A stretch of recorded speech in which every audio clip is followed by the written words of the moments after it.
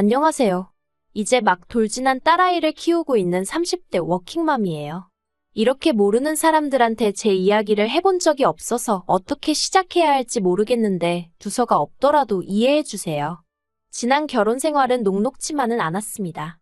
특히나 시댁 식구들의 무신경한 말투와 째째한 남편 때문에 많이 힘들었어요.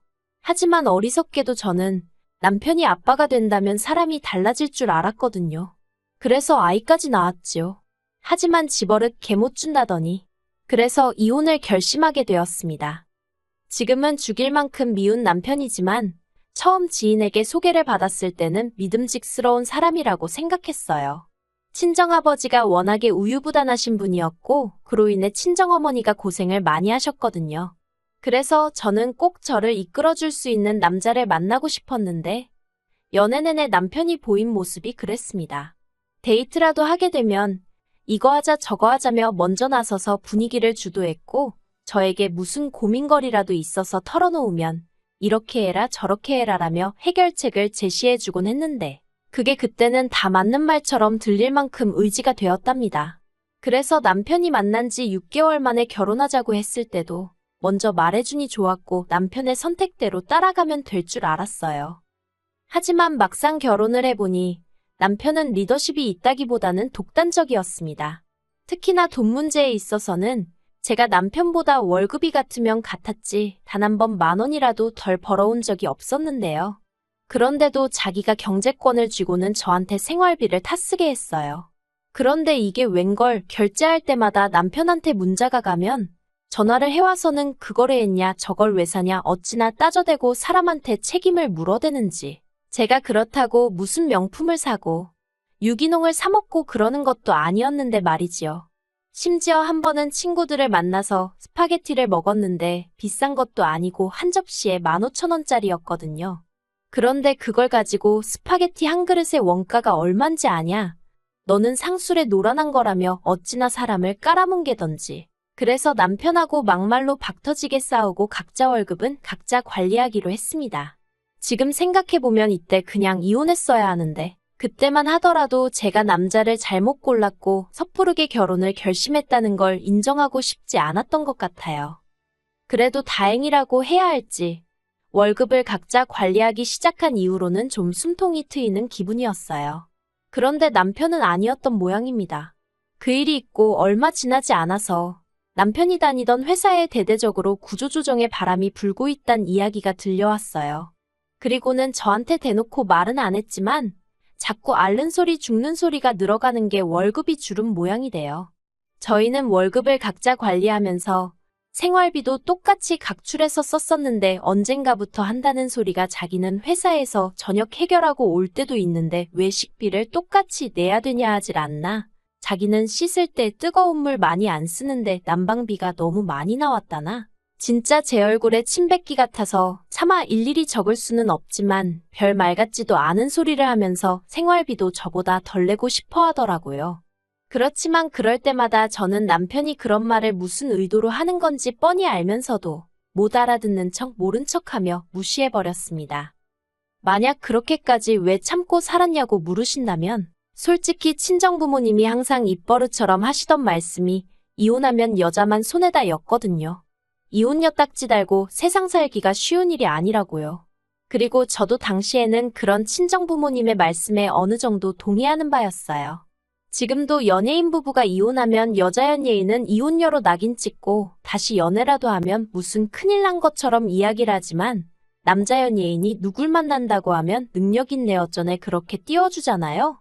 예쁘고 돈 잘 버는 연예인한테도 그렇게 잣대가 엄격한데 하물며 일반인인 제가 이혼녀 딱지를 달고 세상 살기가 쉬울지 상상이 가질 않았지요.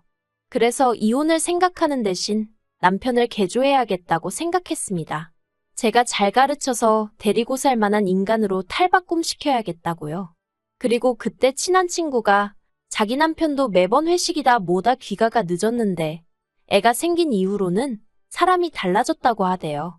그래서 저도 아이를 가졌어요. 산후조리원에서 돌아온 이후로 육아휴직을 쓰다가 복귀를 하게 되면서 친정어머니의 손을 빌리게 되었습니다. 원래는 시터를 쓰려고 했는데 여러 가지 불미스러운 뉴스들을 접하고 나니까 솔직히 아무리 전문가라고 하는 사람들이라고 해도 믿고 맡기기가 쉽지 않더라고요. 그래서 친정어머니께 부탁을 드렸네요. 그런데 아무리 외할머니라고 해도 솔직히 하루 종일 아기랑 시간을 보내는 게 쉬운 일은 아니잖아요. 친정어머니도 당신 나름대로 시간을 보내시던 일정도 있으셨을 테고요. 그래서 처음부터 한 달에 200 정도는 챙겨드릴 생각이었어요. 왜냐하면 제가 알아본 시터들 중 경력이 거의 전무한 사람들도 200은 불렀거든요. 그런데 이 얘기를 남편한테 하니까 기껏 한다는 말이 제가 직장을 관두고 애를 보면 되는데 기어이 회사를 다니려니까 이렇게 된 거 아니냐며. 시터를 고용하건 친정어머니께 부탁을 드리건 그건 제가 엄마로서 직무를 유기해서 그런 거니 그로 인해 발생하는 지출은 저더러 알아서 해결하라대요. 어이가 없어서 애는 나 혼자 만들었냐고 물었습니다. 당신도 애 아빠니까 당연히 절반은 내야 되는 거 아니냐고요. 하지만 남편은 육아는 남자의 영역이 아니라는 헛소리나 해대면서 죽어도 못 낸답니다. 황당하고 어이없고 치사하고 그래서 그래 해보자라는 생각에 남편에게 알겠다고 했네요. 그리고는 월급을 각자 관리하는 수준에서 벗어나 완전히 친정은 친정대로 시댁은 시댁대로 그렇게 챙기며 살게 되었지요. 한편 신우는 처음으로 자취를 시작했습니다. 시집갈 때까지 부모님 옆에 딱 붙어 살 거라더니 어쩐 일로 혼자 살기로 했다대요. 그래서 그러냐 하고 말려다가 그래도 또 신우랑 사이가 특별히 나쁜 것도 아니었고 집들이 한다고 오라고 하니까 빈손으로 가기도 뭐해서 요새 자취생들 사이에 유행한다는 커피 머신을 선물해줬어요. 그랬더니 관계 있어서 그런가 며칠 뒤 남편이 저한테 10만 원짜리 상품권을 하나 주면서 장모님 갖다 드려 그러는 거예요. 백화점 상품권인가 하고 봤더니 그건 아니고 어디 전통시장 상품권이더라고요. 이걸 어디서 쓰나 싶긴 했지만 그래도 남편이 정말 모처럼 저희 친정어머니한테 선물하는 거였거든요. 그래서 난처한 기색은 내비치지 않고 알겠다고 고맙다고 했습니다. 그런데 친정어머니도 상품권을 받으시곤 저랑 비슷한 반응을 보이셨어요. 마음은 고마운데 어디서 쓸 수 있을지나 모르겠다면서요. 그리고는 한 일주일 정도 지났을까요? 친정어머니가 갈비찜을 해주셨습니다. 저희 남편더러 사위가 준 상품권으로 이렇게 좋은 고기도 먹어본다 하시면서요. 그런데 이건 솔직히 그냥 하신 말씀이시고 저희 친정부모님 당신들이 원할 때마다 소고기 사드실 수 있는 정도의 경제적 여유 있으신 분들입니다. 아무튼 그런데 이게 웬걸 그 상품권을 가지고 유세를 떨 줄은 상상도 못했어요. 상품권 이야기가 다시 나오게 된 발단은 제가 다니는 회사에서는 매년 성과에 따라 한 사람당 100만 원에서 200만 원까지 복지 포인트를 주거든요. 그리고 저는 올해 130 정도를 받게 되었고요. 여담이지만 남편도 아는 복지 포인트이고 얼마를 받건 간에 매년 요긴하게 잘 써오고 있었어요. 그리고 올해는 친정에 안마의자를 놔드려야겠다고 생각하고 있었습니다. 비록 3개월 만에 재택근무 전환이 되면서 친정어머니 도움을 받지 않아도 되게 되었지만 그래도 3달 동안 친정어머니가 고생을 많이 하셨으니까요. 그런데 남편이 올해는 그 복지 포인트로 뭐 할까라고 운을 띄우더라고요. 그래서 친정부모님 댁에 안마의자 놔드릴 거야 그랬습니다. 그랬더니 그걸 왜 제 마음대로 정하냐대요. 원래는 매년 상의해서 쓰긴 했었거든요. 하지만 지난번에 남편과 한바탕 한 이후로는 솔직히 금전적인 것과 관해서는 남편과 아무것도 상의하고 싶지 않았어요. 남편 논리대로면 제가 일을 잘해서 회사에서 고맙다고 저한테 주는 거잖아요. 그러니 순전히 제 몫인 건데 왜 남편이랑 상의해야 하나 싶었던 거지요. 그래서 남편한테 제 생각 그대로 이야기했어요. 내 포인트 내가 쓰고 싶은데 쓰겠다는데 뭐가 문제냐고요. 그랬더니 남편이 그러면 시댁은 시부모님은 생각 안 해? 그러는 거예요. 어이가 없어서 당신은 처가 생각 얼마나 하고 사냐고 따졌습니다. 그리고는 그렇게 시부모님 사드리고 싶으면 당신이 당신 돈으로 사드려. 월급 받아서 그 돈 다 뭐해? 생활비라고 100만 원 주고 나면 당신 생전 나하고 1원 한 푼 상의해서 쓴 적 있어. 그러니까 이번에도 알아서 잘 사드리라고 쏴붙여버렸네요. 그러자 남편이 입술을 대빨래 밀고선 인정머리가 있네 없네. 누가 누구한테 할 소리를 하던지요. 그런데 그 일이 있고 며칠 뒤 생각지도 못한 사람에게서 연락을 받았습니다. 바로 신우였어요. 신우가 먼저 저희 남편, 그러니까 자기 오빠한테 들었다면서 저희 회사 복지 포인트 이야기를 꺼내더라고요. 뭐라고 달리 반응을 보이기가 어려워. 네, 맞아요. 그런 게 나와요 하고 적당히 대꾸만 하고 있었어요. 그런데 신우가 정말 잘 되었다며 이번에 자기가 컴퓨터를 사려고 하는데 저더러 복지 포인트로 대신 사달라대요. 그러면 자기가 현찰로 주겠다고요.